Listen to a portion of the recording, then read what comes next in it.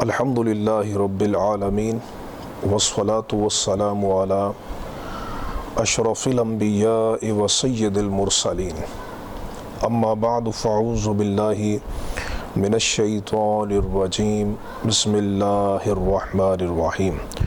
معزز ناظرین محترم، اس پر پوری امت کے تمام محققین کا اتفاق ہے کہ احکام شرعیہ میں جو سب سے پہلی بنیادی اور اساسی حجت ہے وہ قرآن مجید فرقان حمید ہے، اور قرآن مجید فرقان حمید کے بعد جو بنیادی حجت ہے جس پر پورے دین کی عمارت استوار ہے، جس میں تمام قرآنی جزئیات کی تفصیلات موجود ہیں، وہ حضور نبی کریم رؤوف الرحیم صلی اللہ تعالیٰ علیہ وسلم کی احادیث ہیں اور آپ کی سنتیں ہیں۔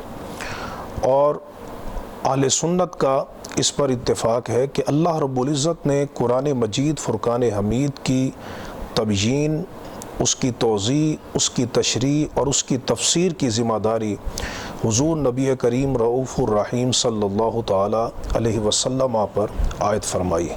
یعنی نبی کریم علیہ السلام کی جو بنیادی ذمہ داری ہے وہ قرآن مجید کی تبیین ہے، قرآن مجید کی توضیح ہے، اور قرآن مجید کو مفصل انداز میں اور عملی تفسیر میں بیان کرنا ہے۔ چنانچہ سورۃ النحل کی آیت نمبر 44 میں اللہ رب العزت نے ارشاد فرمایا، وَأَنزَلْنَا إِلَيْكَ الذِّكْرَ لِتُبَيِّنَ لِلنَّاسِ مَا نُزِّلَ إِلَيْهِمْ۔ فرمایا محبوب، ہم نے یہ ذکر یعنی قرآن مجید فرقان حمید آپ پر نازل کیا ہے، لِتُبَيِّنَ لِلنَّاسِ مَا نُزِّلَ إِلَيْهِمْ، تاکہ آپ لوگوں کو کھول کر بیان کریں، واضح طور پہ بیان کریں کہ جو ان کی طرف نازل ہوا ہے۔ اب حضور نبی کریم علیہ السلام نے اپنے اقوال کے ساتھ اور اپنے افعال کے ساتھ قرآن مجید فرقان حمید کی توضیح کی، اس کی تفسیر کی، اس کے معانی، مطالب وہ اپنی امت کو سمجھائے،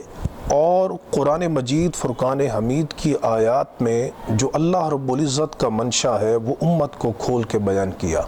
اب اس میں ہمارا عقیدہ یہ ہے کہ وہ جو حضور نبی کریم علیہ السلام نے قرآن کی توضیح کی ہے اپنی احادیث اور سنن کے ذریعے، تو وہ قرآن کی تبیین اور وہ قرآن کی توضیح یعنی حضور نبی کریم علیہ السلام کی سنت، یہ بھی اللہ کی طرف سے منزل ہے، اور چونکہ وہ اللہ کی طرف سے منزل ہے، نازل شدہ ہے، لہٰذا اس کو حجیت کا درجہ دیا جائے گا اور اس سے بھی احکام شرعیہ ثابت ہوں گے۔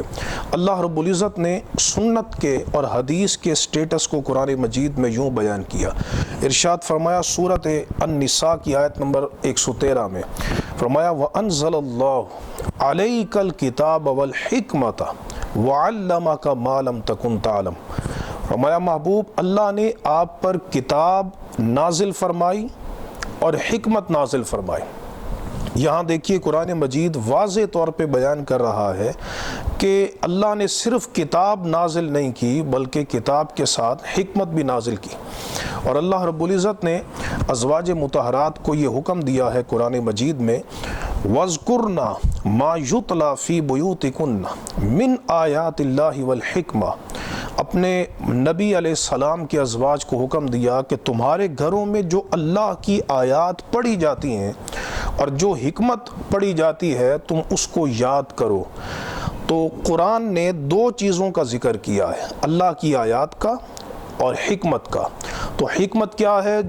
جو اللہ کی طرف سے منزل ہے، تو آپ مفسرین کو پڑھ کر دیکھیں، امام طبری جو تمام تفاسیر میں جن کی تفسیر ایک بنیادی ماخذ ہے جامع البیان، اس کو پڑھ کے دیکھیں، حافظ ابن کثیر کو تفسیر ابن کثیر میں پڑھیں، امام سید امام سید آلوسی کو، محمود آلوسی کو پڑھیں روح المعانی میں، اسی طرح امام بغوی کو پڑھیں۔ یہ تمام آئمہ متفقاً بیان کرتے ہیں کہ الحکمت سے مراد نبی کریم علیہ السلام کی سنت ہے، الحکمت وہی السنہ۔ تو پتہ چلا کہ اللہ رب العزت نے صرف قرآن مجید کی آیات نازل نہیں فرمائی، بلکہ وہ جو قرآن کی آیات کی وضاحت کرنے والی سنت ہے اور حدیثیں ہیں، وہ بھی اللہ تبارک و تعالیٰ نے اپنے محبوب علیہ السلام کے قلب اطہر پر اس کو نازل فرمایا ہے۔ اس کی دوسری دلیل قرآن مجید فرقان حمید کی آیت ہے، جس میں اللہ رب العزت نے بہت واضح انداز میں فرمایا کہ لا تحرک بہ لسانک، سورۃ القیامہ کی آیت نمبر 16 تا 19 کی تلاوت کر رہا ہوں۔ لا تحرک بہ لسانک لتعجل بہ ان علینا جمعہ وقرآنہ فاذا قرأناہ فاتبع قرآنہ ثم ان علینا بیانہ۔ اللہ رب العزت نے ارشاد فرمایا کہ محبوب تم اپنی زبان کو قرآن جلدی حاصل کرنے کی وجہ سے، اس کی نیت سے زبان کو تیزی سے حرکت نہ دو۔ ان علینا جمعہ وقرآنہ، بے شک قرآن آپ کے سینے میں جمع کرنا اور اس کو پڑھانا یہ ہمارے ذمہ۔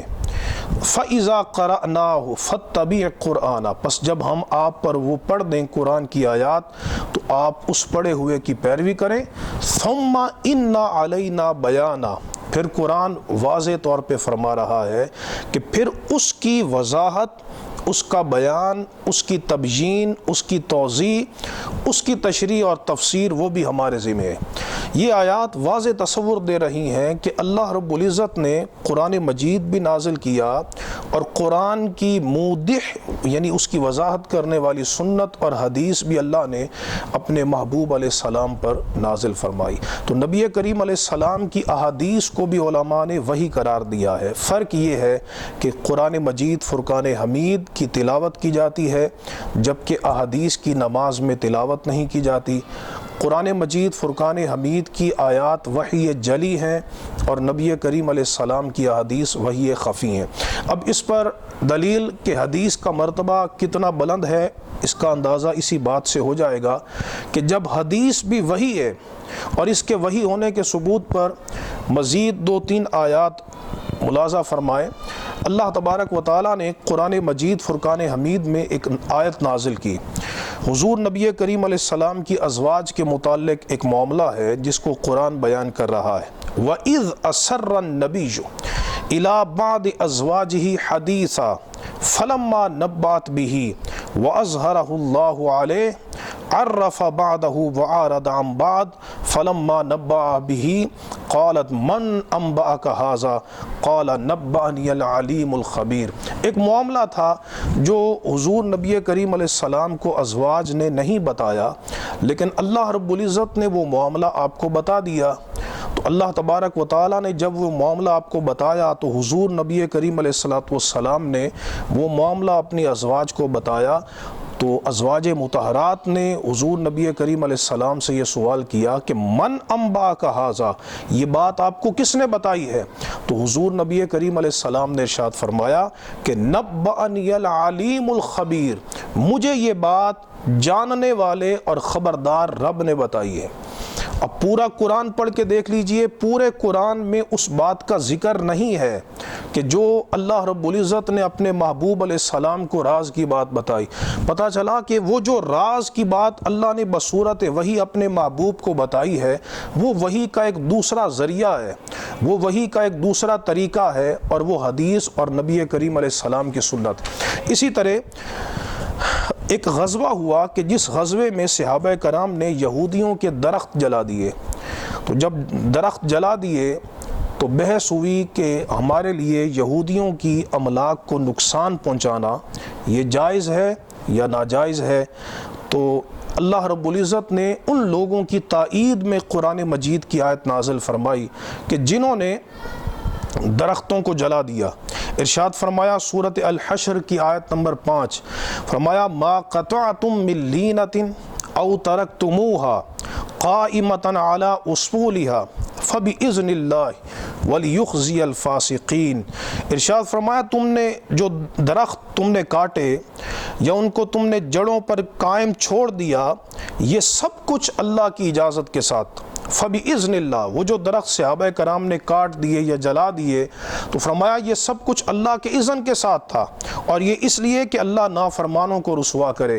اب دیکھیے پورے قرآن میں اللہ کا وہ اذن منقول نہیں ہے کہ جس میں اللہ تبارک و تعالیٰ نے یہودیوں کے درخت کاٹنے کا حکم دیا ہو، لیکن اللہ رب العزت اس کو اپنے اذن کے ساتھ فرما رہا ہے، تو معلوم ہوا کہ قرآن مجید فرقان حمید کے علاوہ بھی وحی کا ایک ذریعہ ہے، اور وہ نبی کریم علیہ السلام کی سنت ہے اور آپ کی احادیث ہے۔ اسی طرح اللہ تبارک و تعالیٰ نے سورۃ البقرہ کی آیت نمبر 143 میں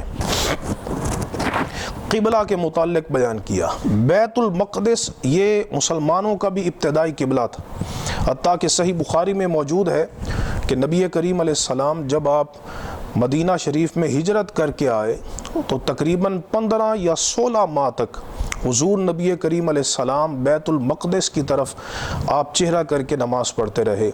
تو جب بیت المقدس سے آپ نے چہرہ انور کعبے کی طرف پھیرا تو اس وقت اللہ رب العزت نے قرآن مجید کی آیت نازل کی اور فرمایا وَمَا جَعَلْنَا الْقِبْلَةَ الَّتِي كُنْتَ عَلَيْهَا إِلَّا لِنَعْلَمَ مَن يَتَّبِعُ الرَّسُولَ مِمَّن يَنقَلِبُ عَلَىٰ عَقِبَيْهِ۔ سورۃ البقرہ میں ارشاد فرمایا تم پہلے جس قبلہ پر تھے وہ ہم نے مقرر کیا تھا۔